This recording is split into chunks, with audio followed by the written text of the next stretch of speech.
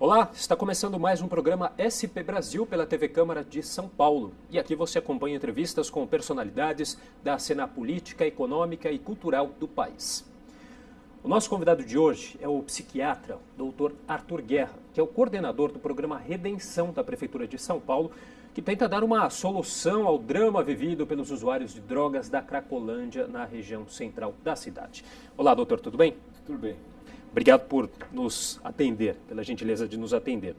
E eu começo perguntando para o senhor por que você aceitou esse desafio? Boa essa pergunta, hein? Comecei bem? Começou bem, Felipe. Acho que para todo profissional que dedicou grande parte da sua atividade acadêmica, universitária, profissional mesmo, para um assunto específico, é um desafio, na verdade é uma honra, é um compromisso com a nossa população assumir uma posição num programa importante como o Redenção.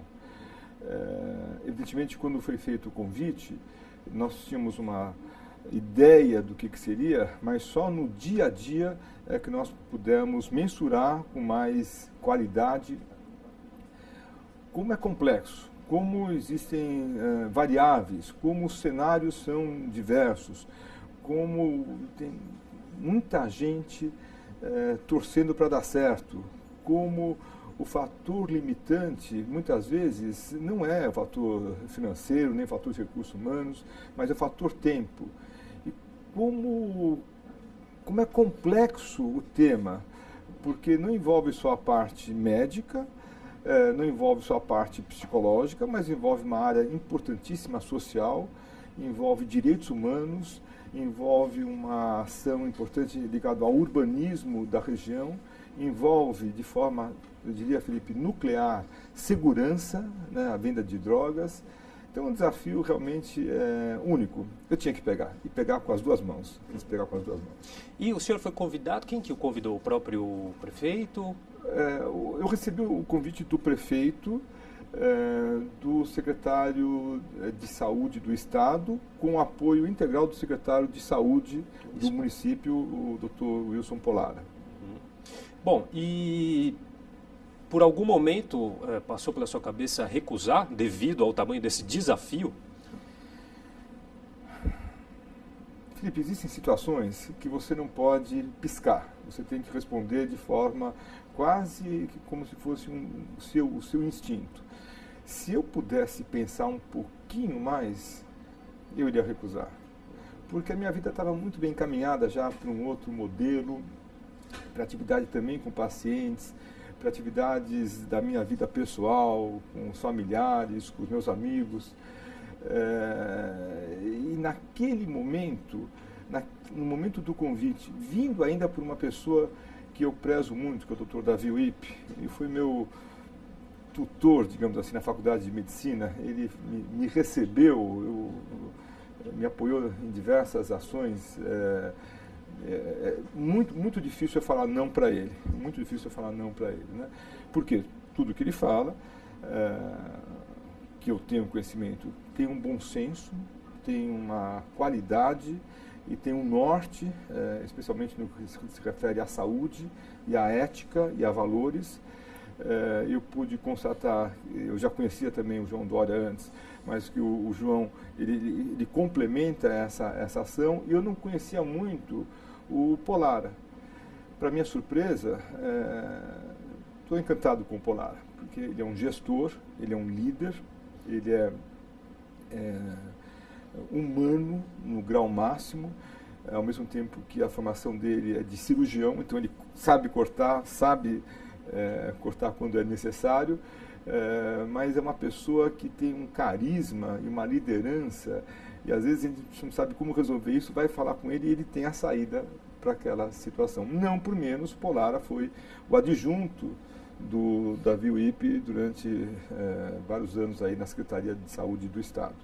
Arthur, hoje quantas pessoas fazem parte trabalham com você, fazem parte desse programa? Diretamente, sob a minha orientação, são cerca de 350 pessoas, né?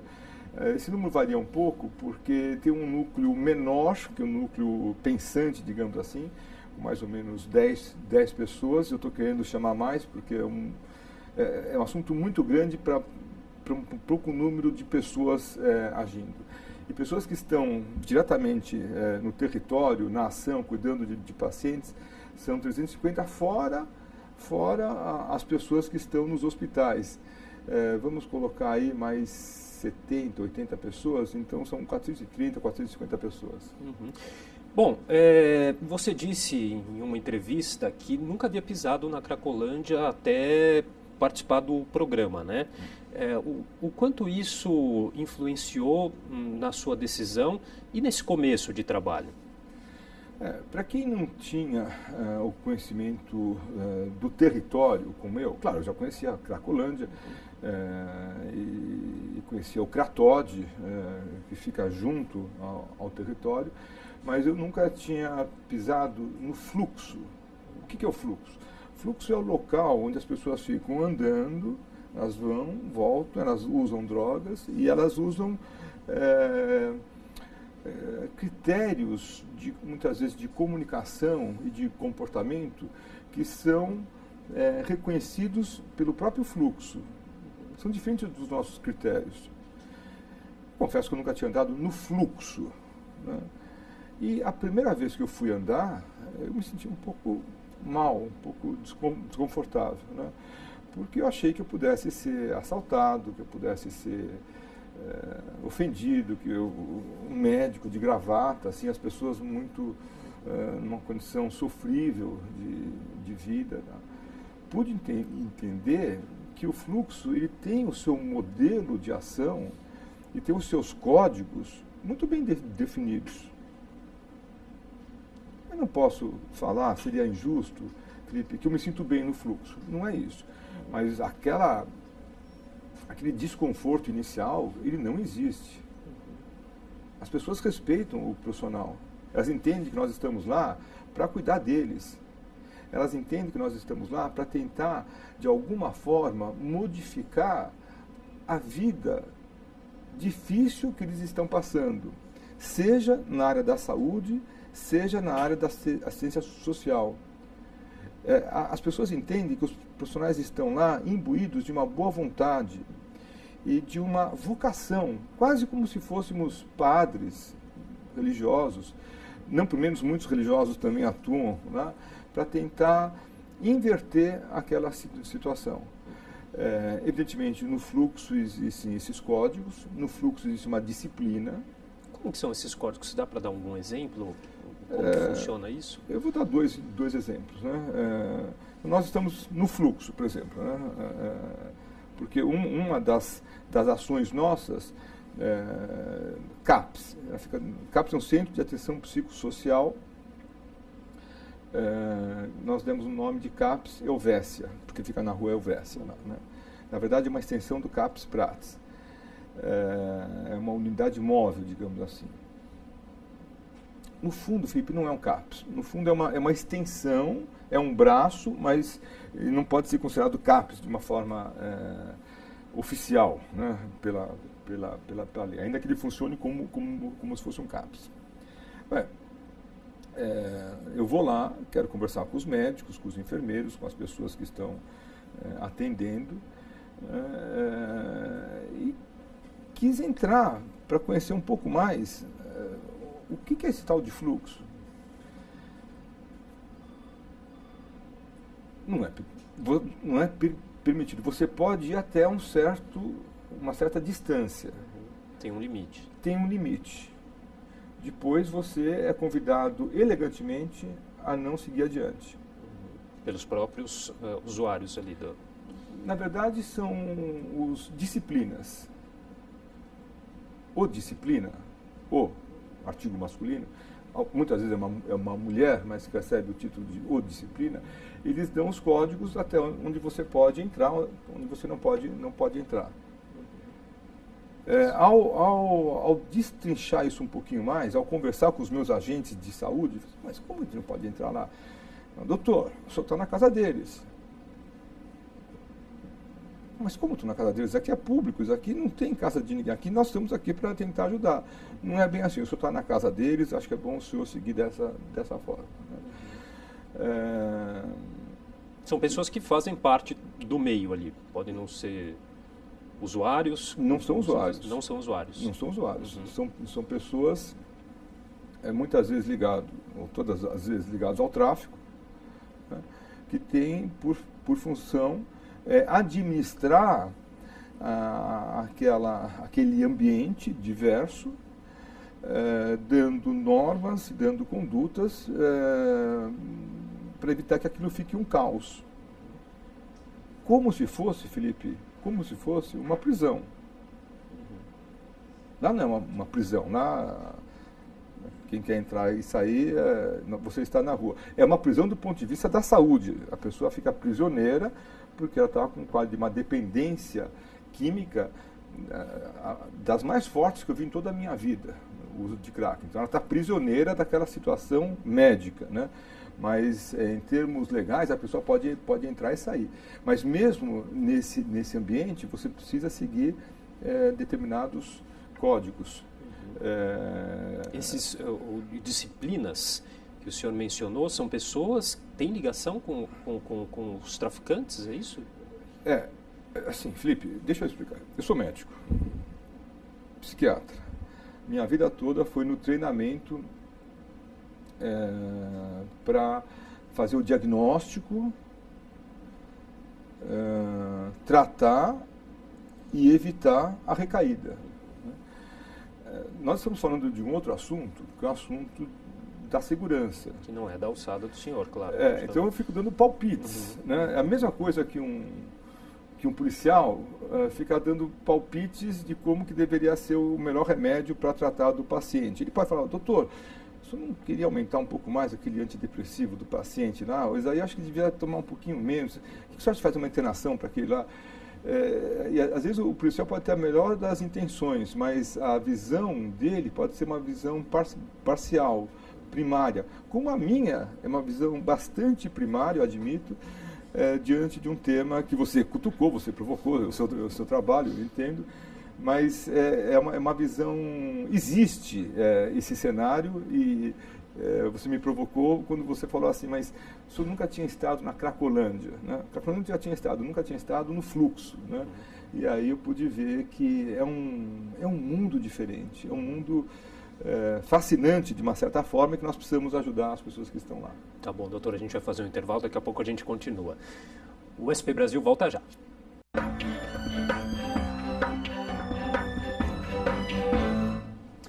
Estamos de volta com o programa SP Brasil pela TV Câmara de São Paulo, que hoje recebe o médico psiquiatra, o Dr. Arthur Guerra, que é o coordenador do programa Redenção da Prefeitura de São Paulo, que trata dos dependentes químicos da Cracolândia, na região central da cidade. Doutor, dando sequência aqui ao nosso bate-papo, você disse também em uma determinada entrevista que ao aceitar esse convite, você recebeu um esqueleto interessante, mas que ainda precisaria ser recheado para se tornar mais consistente. O que o senhor quis dizer com isso? Nós tínhamos um programa anterior, ao município de São Paulo, da gestão anterior, com uma visão bastante clara em termos de uma ação para cuidar desses pacientes. Essa ação chama-se redução de danos. O programa citado também, inclusive, o Braços Abertos. De Braços Abertos. Da gestão Fernando Haddad, isso, de Braços Abertos. Um programa que tinha a sua consistência, digamos assim, bem estabelecida. Né? A visão do atual governo reconhecendo os pontos positivos do de Braços Abertos, nós gostaríamos de estender as ações também oferecendo para os pacientes que têm uma dependência fortíssima, e muitos desses pacientes ou têm, a possibilidade de um tratamento voltado para abstinência, para parada total do uso de drogas. E aí a melhor ferramenta para que a gente consiga esse objetivo é sugerir para o paciente seguir no modelo de uma hospitalização. Um tratamento clássico que existe há centenas de anos no mundo, em todos os países do mundo, que se chama desintoxicação. Alguém que está intoxicado, que está gravemente dependente daquela substância psicoativa, seja álcool, seja crack ou outras drogas, ele passa por um período onde ele vai sofrer um pouco essas consequências da falta da droga, o corpo dele vai pedir a droga, então ele precisa ser medicado, precisa estar internado. Isso nós fazemos sempre de forma voluntária, respeitando o desejo do paciente, e aí então ele vai fazer essa hospitalização. Esse esqueleto, essa ideia da hospitalização, usando os recursos humanos do programa antigo, é o que eu quis dizer que nós precisaríamos deixar o programa mais consistente, mais musculoso, pegando as partes positivas, pegando os pontos positivos e, ao mesmo tempo, investindo nesses outros modelos de ação mais voltados para a parte médica também. Uhum. Em relação a essa questão do tratamento da redução de danos, né, se eu não me engano, o senhor também chegou a citar que estudaria a possibilidade de existir também no programa Redenção essas áreas de uso controlado das drogas, né, mas que isso não foi muito bem recebido pela crítica, pela imprensa, enfim. Que o senhor aí afirmou então que talvez teria feito essa afirmação num momento inoportuno. O senhor continua com essa opinião? Qual a opinião do senhor hoje a respeito dessa questão da redução de danos no tratamento? A redução de danos é uma ferramenta reconhecida e importante para aqueles pacientes que não desejam ter abstinência como seu modelo, como seu foco de atenção para a sua saúde, né?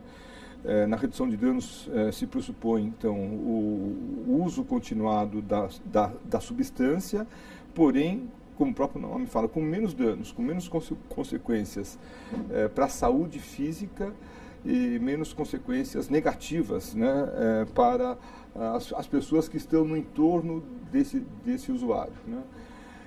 O que eu quis dizer naquela época, e eu acho que eu falei de forma muito correta, é que essa situação onde as pessoas ficam usando a droga no fluxo, né, e que não desejam parar, quem deseja parar vai para uma internação, vai receber o tratamento. Nós temos leitos suficientes, temos equipes suficientes para poder cuidar dessas pessoas. Aquelas que não desejam, elas deveriam ter uma situação, na minha visão, Felipe, um pouco mais digna. Felipe, essas pessoas fazem necessidades fisiológicas na rua. Essas pessoas vivem ao relento. Essas pessoas vivem se escondendo ao lado de ratos. Felipe, essas pessoas, às vezes, vivem com crianças junto. Não precisa ser médico. Isso não é uma condição digna, né? Então, eu acho que para aquele que não quer parar de usar, se pudesse ter um outro ambiente, um outro território, que ele pudesse ter uso, mas em condições mais civilizadas, eu acho que seria mais adequado. Por que isso não foi adiante? Porque as pessoas entenderam errado o que eu falei o que eu estou acabando de falar. E tem gente que entende assim, então o doutor Arthur Guerra está defendendo que as pessoas podem usar as drogas. Eu falei, não estou falando isso, eu sou contra usar droga. Eu sou da velha guarda, digamos assim. Eu respeito quem trabalha com redução de danos, mas o nosso programa está voltado para a abstinência. Eu sou contra legalizar a maconha. Não estou defendendo o uso de drogas, né? Então o doutor Arthur Guerra acha que vale a pena ter ambientes fechados onde as pessoas podem usar drogas. Eu também não estou falando isso. Diferente de Vancouver, onde tem salas onde as pessoas usam heroína injetável com enfermeira, aqui não tem droga injetável nesse sentido, na Cracolândia, né? Eu fiz essa sugestão, não me arrependo de ter feito, de forma alguma, não me arrependo de ter feito, mas foi importante eu constatar que a sociedade, Felipe, não quer conversar sobre isso. Cabe ao coordenador levantar a ideia. O Conselho Regional de Medicina não se manifestou. Não se manifestou. O Conselho Regional de Psicologia não se manifestou. O Conselho Regional de Enfermagem não se manifestou. ONGs que fiscalizam o nosso programa, são 19 ONGs, não se manifestaram. A mídia só queria pegar o título. A sociedade, sabe, as universidades, as famílias, não se manifestaram. Então eu achei que foi uma ideia interessante, mas inapropriada para o momento. Talvez no futuro a gente possa voltar a ter uma discussão sobre isso em termos objetivos. Primeiro ponto, Felipe, isso é possível legalmente? Se isso for possível legalmente, OAB, né, Ministério Público, OAB, Ministério Público, né, vão falar, podemos pensar nisso. Mas eu levar o título de herói, sugerindo alguma coisa que não é do interesse de ninguém... E é interessante porque o senhor mesmo já disse que dessas 19 entidades fiscalizadoras que acompanham o trabalho, 99% delas são ligadas às questões de redução de danos, né? E mesmo assim não se manifestaram quanto a essa questão.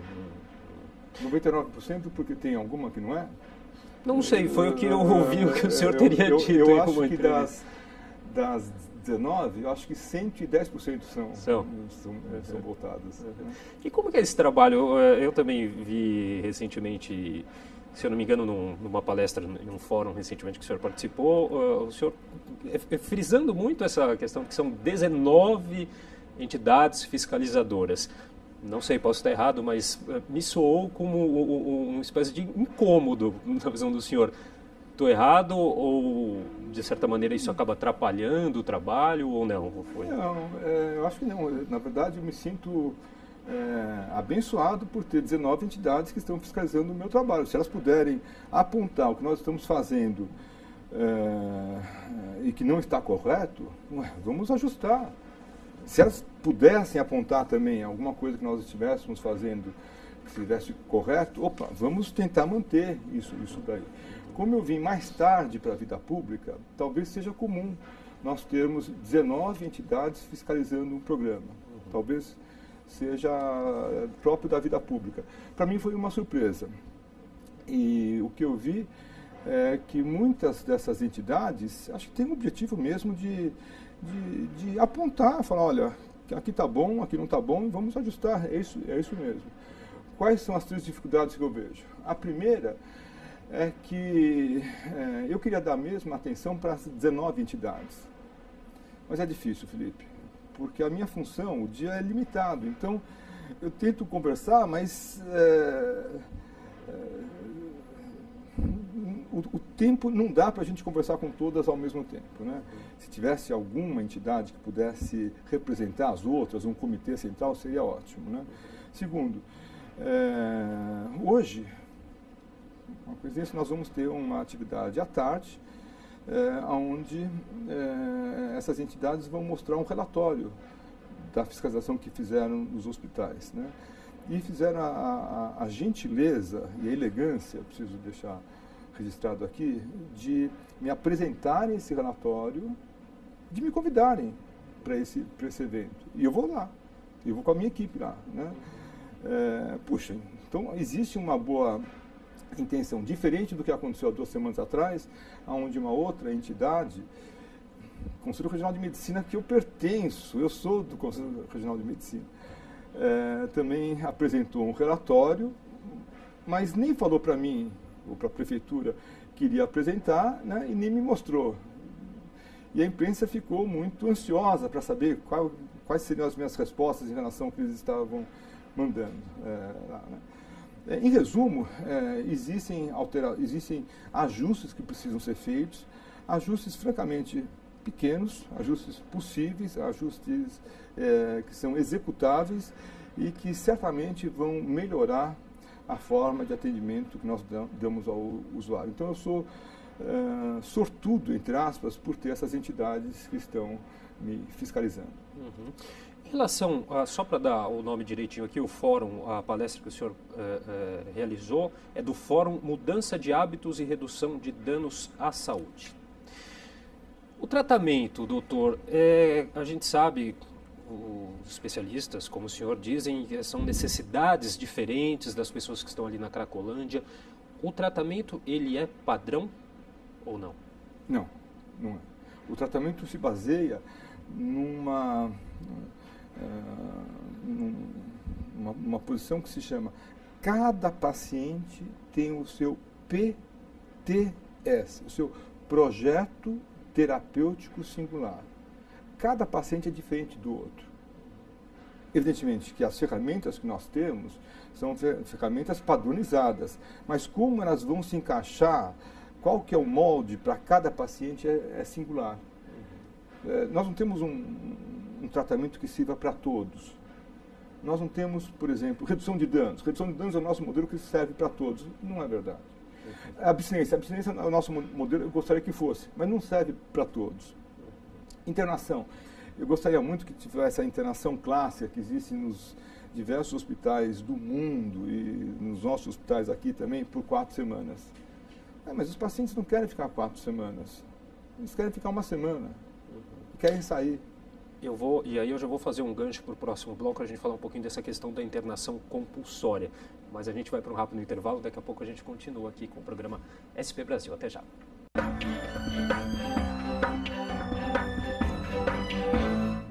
Estamos de volta com o programa SP Brasil pela TV Câmara de São Paulo, que hoje recebe o médico psiquiatra Dr. Arthur Guerra, que é o coordenador do programa Redenção da Prefeitura de São Paulo, que trata dos dependentes químicos da Cracolândia, na região central da cidade. Bom, a gente encerrou o segundo bloco falando sobre um pouquinho como que é o tratamento do programa Redenção.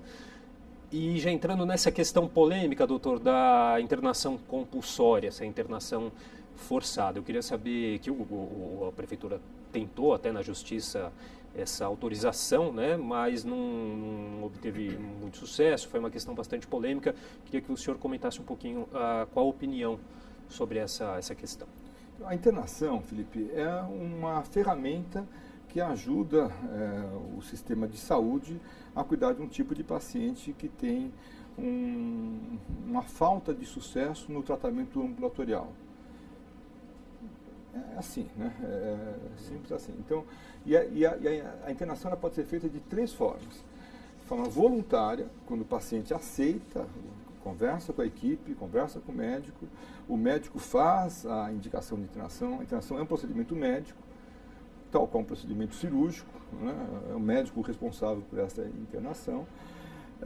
E o paciente, então, vai de forma espontânea para o ambiente hospitalar.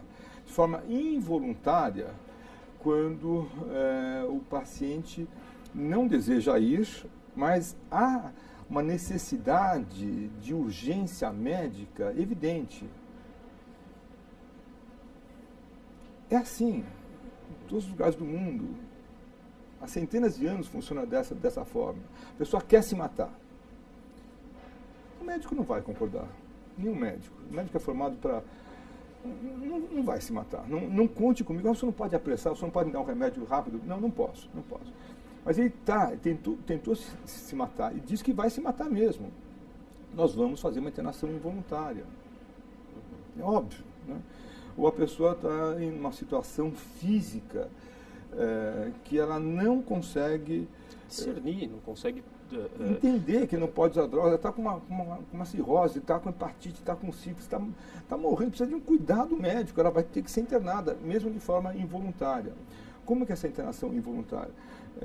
O familiar, tem que ter o familiar, ele pede para o médico, para que o médico cuide do paciente.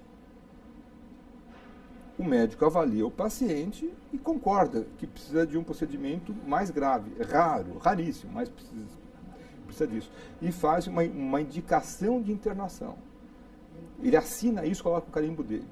Ao chegar no hospital, o médico que está no hospital, que não é o médico que internou, recebe o caso e confirma se aquele paciente precisa mesmo desse cuidado. São 2 assinaturas.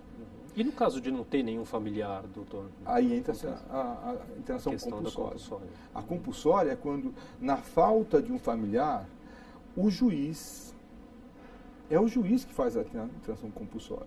O juiz, ele avalia, recebe as informações do médico, da equipe médica, ele fica convencido que a melhor conduta naquele caso é a internação e ele manda o paciente ser internado. E não sugere. É uma ordem judicial. O médico do hospital não tem como recusar.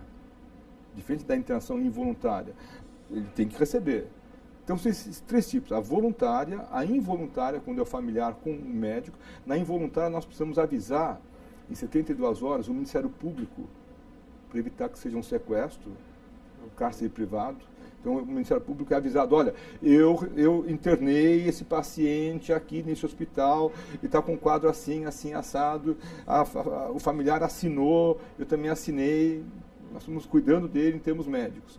E a compulsória é quando o juiz manda, porque muitas vezes já não tem uma situação familiar, o paciente está sozinho, ele precisa de algum cuidado, porque senão ele pode morrer. E como é que está a situação das internações voluntárias, doutor? Na Prefeitura Municipal de São Paulo, Felipe, nós trabalhamos basicamente neste momento com as internações voluntárias. Isso não quer dizer que nós não tenhamos casos que necessitem de internações involuntárias ou mesmo compulsórias. Mas aí nós usamos a parceria com o nosso colega, com o nosso parceiro, digamos assim, que é o CRATOD, né? O CRATOD, que é do Estado, que já existe um programa há 4 anos e meio, tem uma estrutura, tem um plantão de juízes lá, e tem uma experiência boa nesse sentido. Talvez um dia nós possamos chegar lá, mas nesse começo, nós estamos há 3 meses só, nós não temos essa estrutura. Temos o esqueleto, mas não temos os músculos, como você colocou no outro bloco. E a gente ouviu muito, pela imprensa mesmo, casos de muitas pessoas que se apresentaram voluntariamente para a internação, para fazer o tratamento, mas o que acontece é que muitas delas acabam desistindo, querem sair logo depois de alguns dias, né? Não aguentam, né? Isso faz parte do quadro clínico. Felipe, porque tem a dependência de crack, passa por uma situação gravíssima que se chama síndrome de abstinência. Os pacientes eles usam um termo popular de fissura. Depois do 3º, do 4º dia, ele tem uma vontade física e psíquica de voltar a usar a droga. Faz qualquer coisa para ter a droga, qualquer coisa. Isso numa clínica simples, numa clínica classe média, numa clínica classe A. Ele tenta usar a droga porque o corpo dele começa a ter manifestações como os pelos ficam iriçados, ele fica trêmulo, fica suando frio, a pressão arterial aumenta, não dorme, o coração começa a bater mais forte. E ele sabe que se ele usar a droga, aquilo vai aliviar.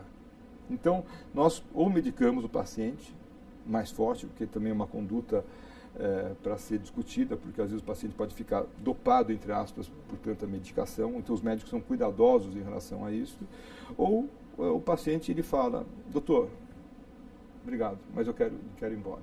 E infelizmente a área médica não pode fazer nada. É voluntário, nós não podemos falar, não, o senhor não vai sair, né? É difícil, né? O senhor não pode sair, né? Alguns pacientes querem sair no meio da madrugada. Está internado no hospital, está sem familiar, quer ir embora. Nós não autorizamos isso. Eles têm que ficar lá. Ele vai para onde? Ele vai sair às 3 horas da manhã? Para onde ele vai? Ele vai para Cracolândia, então ele volta para Cracolândia. Então a gente gostaria que o familiar fosse buscar o paciente, que a gente pudesse continuar tomando conta do paciente mesmo nessa circunstância adversa. Hoje, qual que é a média de pessoas internadas por dia?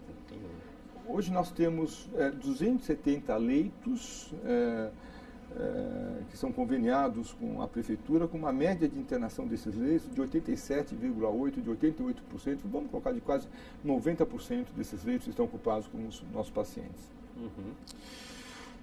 Doutor, você disse também uma vez que os casos da Cracolândia são os mais graves que o senhor já presenciou toda a minha vida. Na sua carreira. Estou formado há 39 anos, eu nunca tinha visto uma situação complexa onde, ao mesmo tempo, existe essa dependência física intensa, existe uma situação de doenças físicas, orgânicas, como pacientes que têm sífilis, hepatite, AIDS, HIV, né, às vezes sem ter AIDS, tuberculose, meninas de 14, de 15 anos grávidas, prostituição juvenil, masculina e feminina.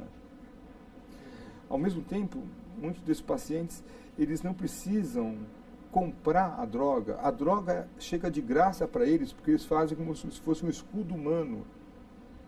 para impedir que as pessoas entrem dentro do núcleo nervoso, digamos assim, da Cracolândia.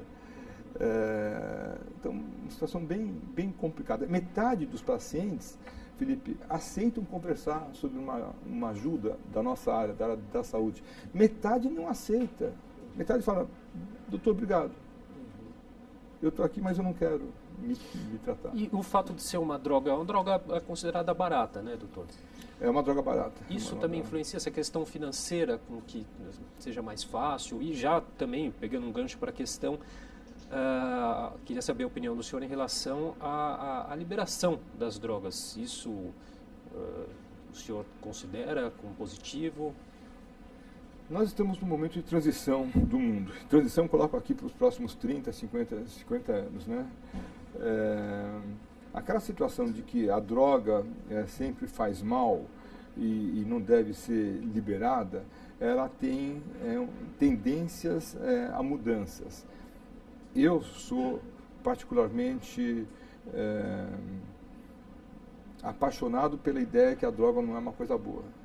A minha visão médica não permite eu ser um defensor do uso moderado, do uso ocasional dessas drogas ilícitas. Eu não gosto dessa ideia. Respeito quem as tem, mas eu trabalho no outro modelo. Estamos muito curiosos com o que vai acontecer no nosso país vizinho aqui, o Uruguai, que é o primeiro país do mundo a legalizar a maconha de forma oficial, né? Redundante, legalizar de forma oficial.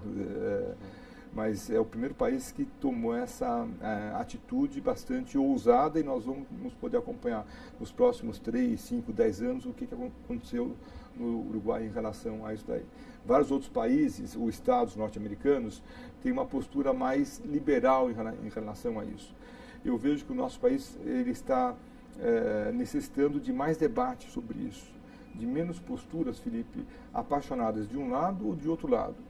Tem gente que acha que a droga é coisa do demônio.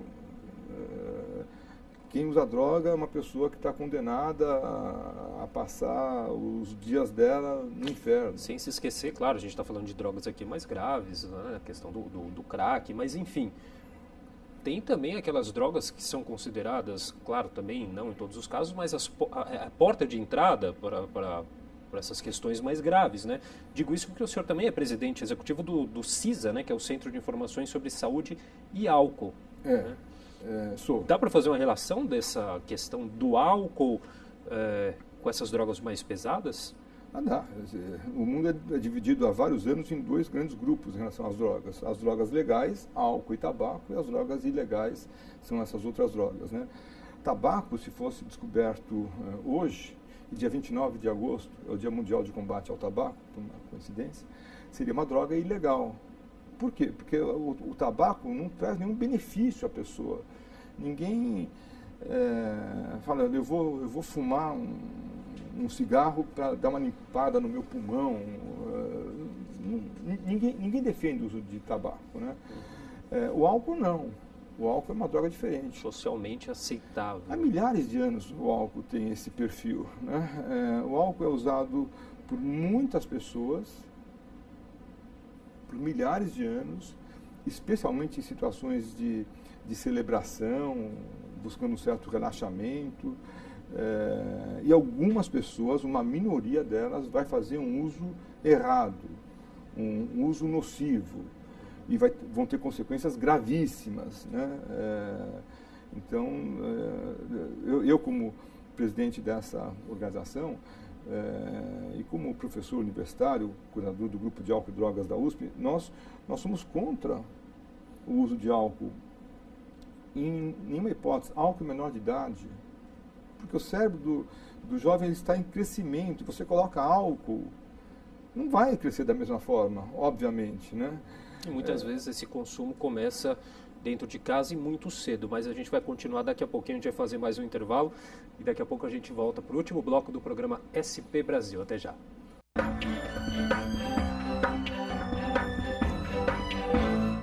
Estamos de volta com o programa SP Brasil pela TV Câmara de São Paulo.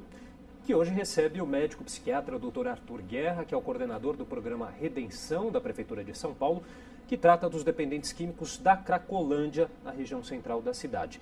Bom, a gente falava quase agora sobre a questão do álcool, a presença do álcool aí como uma porta de entrada para drogas mais pesadas, e eu queria que o senhor falasse um pouquinho do papel, a relação, o papel da família, o quanto ela pode ser importante já aí nessa questão das drogas mais pesadas e o quanto ela pode influenciar nesse começo do uso das drogas aí, no caso, o álcool. Felipe, a família tem papel nuclear, né? Se eu pudesse apostar as minhas fichas em alguma forma mais eficiente de ter um futuro melhor nesse campo de álcool e drogas, eu colocaria na família. A família, ela tem a missão de poder passar para esses jovens o que nós chamamos de valores, modelos de comportamento, o tipo de postura do pai e da mãe e dos irmãos mais velhos e dos tios e dos primos é essencial para que vá se formando naquele jovem uma postura e uma decisão do que ele vai querer para a vida dele em relação ao uso de álcool, em relação ao uso de drogas. Quer dizer, são atores fundamentais aí nessa questão até da prevenção, que também é fundamental, né? A prevenção é tudo. Nós precisamos tratar de quem tem o problema, quem tem a dependência, quem tem o uso de crack, mas o nosso futuro, a Prefeitura Municipal de São Paulo, tem um olhar para o investimento maciço, pesado, fortíssimo na prevenção. Não por menos, é um trabalho que começou agora, uma parceria importante com o Ministério da Saúde, Brasília, Secretaria Nacional de Política sobre Drogas, a SENAD, Secretaria Municipal da Educação. Sem os professores nós não vamos adiante em relação a isso, e evidentemente com a saúde junto. Então nós precisamos investir nisso, porque é nesse caminho que nós vamos ter um futuro melhor. Em que pé que a gente está com o programa agora Redenção? Dá para a gente situar em que etapa está?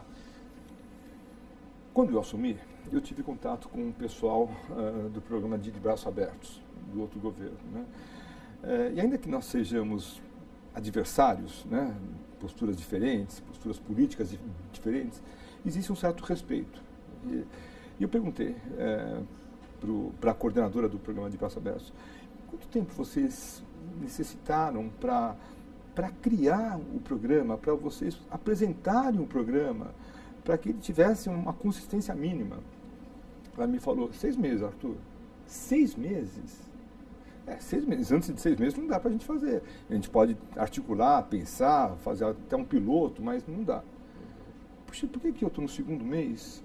Todo mundo exige uma eficiência, como se o nosso programa tivesse 1 ano já. Na verdade, hoje fazem 3 exatos meses que nós estamos.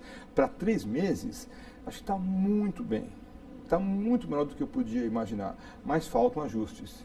Falta azeitar um pouco mais a máquina ligada à saúde e a parte da prevenção e a parte da política. Se nós não tivermos uma política para o município clara e definida sobre como que o município pensa a questão de drogas e de álcool, essas ações do Redenção, elas ficam soltas. E trabalha também com o programa Recomeço, o programa estadual, né? Nós somos parceiros. Para nós, o Recomeço é um modelo que nós poderemos chegar perto, mas eles estão há 4 anos e meio.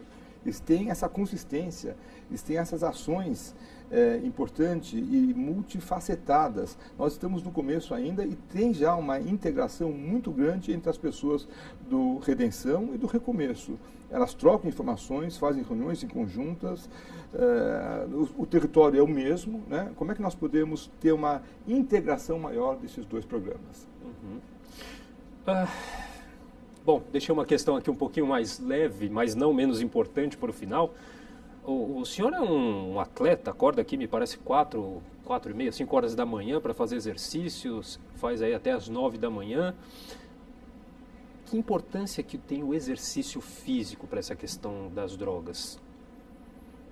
Tem algum tipo de trabalho que inclui essa parte esportiva? Existe. a dependência de drogas é um problema sério, um problema crônico, muitas vezes, e que precisa de novos modelos de ação. Na minha equipe, nós desenvolvemos uma terapêutica muito eficiente, que é o uso do esporte. Esporte competitivo, esporte de alta performance. O que esse esporte faz, né? Outra vez, cada paciente escolhe o seu esporte. Uns gostam de natação, outros gostam de corrida, outros gostam de dança, outros gostam de triatlon, cada um escolhe o seu.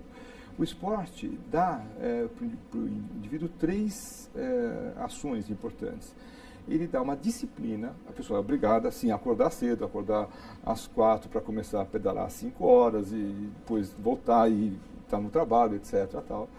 Ela aumenta a autoestima, a pessoa se sente melhor, se sente mais forte, mais confiante, com um grupo de pessoas que pensam do mesmo jeito. E tem uma alteração química também aí, né? São as endorfinas. O esporte libera essa droga, entre aspas, não é uma droga. Mas a droga do bem, né? Uma droga do bem quando você chega no final de uma competição, quando você ganha uma medalha, quando você consegue superar uma meta sua, pessoal. Eu quero fazer aquela maratona, consegui fazer a maratona, tal. É uma sensação, às vezes fica até, entre aspas, viciante.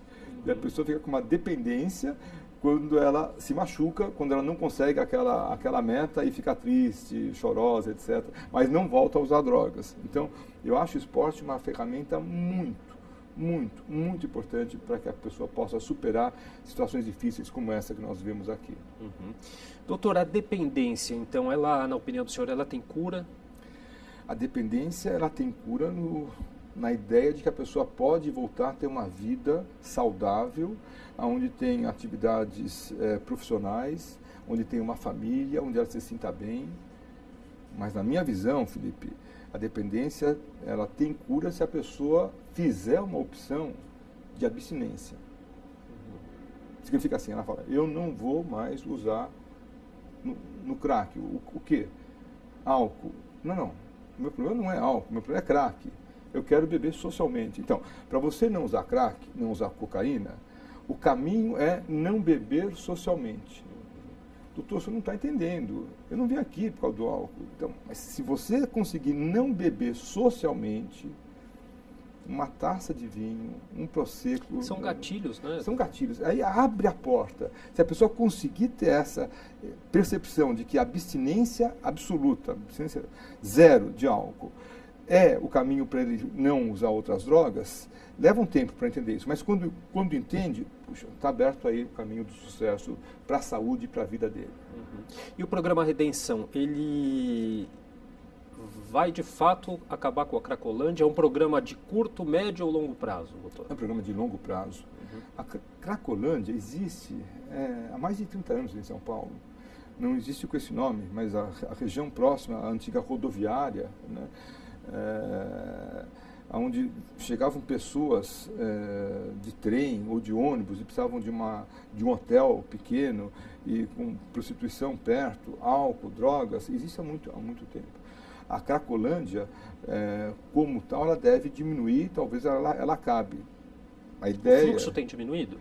O fluxo ele tem se mantido estável. Por quê? Nós internamos cerca de 20 pacientes a cada dia e chegam mais 20 pacientes novos. Da onde? Felipe, do Brasil todo. Não é de São Paulo só. Chegam pacientes de outros municípios, chegam pacientes de outros estados, chegam pacientes de outros países da América Latina. Eles entendem o programa Redenção como um ícone para poder tratar de uma questão antiga de drogas, álcool e drogas.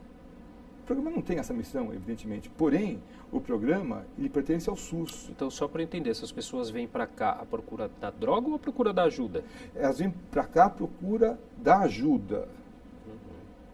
A pessoa fica sem a droga e ela tem que voltar para onde ela veio, porque se ela voltar, se ela sair do hospital, se ela sair do tratamento de ambulatório, ela vai para a Cracolândia. Ela precisa de emprego, ela precisa de família, ela precisa de amigos, ela precisa de uma atividade. Muitas não têm isso, por isso que é um programa grave. Então, algumas pessoas falam e não falam de forma errada, quer dizer, o tratamento funciona como aquelas portas de hotéis antigos, onde a pessoa entra, sai, entra e sai, entra e sai. É assim mesmo. Porta giratória. No mundo todo é assim. Aqui não deveria ser diferente. Nós estamos diminuindo esse número, tentando oferecer mais atividades. Existe um programa forte ligado à Secretaria Municipal de Desenvolvimento Social, SMADES, chamado Programa Novo. Quase 1.000 pessoas já foram encaminhadas para um programa desse tipo. Um sucesso, né? Mas a pessoa tem que estar em abstinência e tem que querer se tratar. Quais são os próximos passos aí? O que a gente pode esperar para os próximos meses em relação ao Redenção? Eu sei que o programa não é de curto prazo, mas o que a gente pode esperar no curto prazo? Nós podemos esperar 3 coisas. O primeiro é um ajuste dessas ações que estão sendo feitas, buscando uma eficiência maior. Hoje nós começamos uma atividade importante, que é o cadastramento eletrônico dos nossos pacientes. Hoje nós vamos saber onde está no CAPS, está na internação, teve alta, via um aplicativo. O segundo passo, que é importante, é uma ligação forte da parte de atendimento com a parte de prevenção. As duas partes, os dois grupos precisam se conversar. Um olhando para o atendimento de curto prazo, o outro de longo prazo, para as nossas crianças. Estamos pensando em 10, 15, 20 anos. As crianças que hoje têm 5 anos, para que não venham a usar crack quando tiverem 18 anos. E por último, nós esperamos trabalhar bem de perto, mas bem de perto mesmo, com as 19 entidades que estão nos fiscalizando. Só assim que nós vamos crescer. É um trabalho de formiguinha, um tem que ajudar o outro. Isso não é de um partido, outro do outro. É hora agora de nós darmos as mãos e pensar, não em nós, mas no nosso munícipe, no nosso usuário, no nosso cidadão, pensando numa São Paulo melhor. É um problema de todos nós, né, doutor? Bom, queria agradecer muito a participação e os esclarecimentos do senhor hoje aqui com a gente. Felipe, um prazer o programa Redenção estar aqui. Conte conosco quando você precisar para que a gente possa voltar e trazer novas notícias, quem sabe mais ainda otimistas em relação ao momento que passamos. Obrigado. Obrigado. A gente conversou hoje com o doutor, médico psiquiatra Arthur Guerra, que é o coordenador do programa Redenção da Prefeitura de São Paulo. O programa SP vai ficando por aqui. Até uma próxima.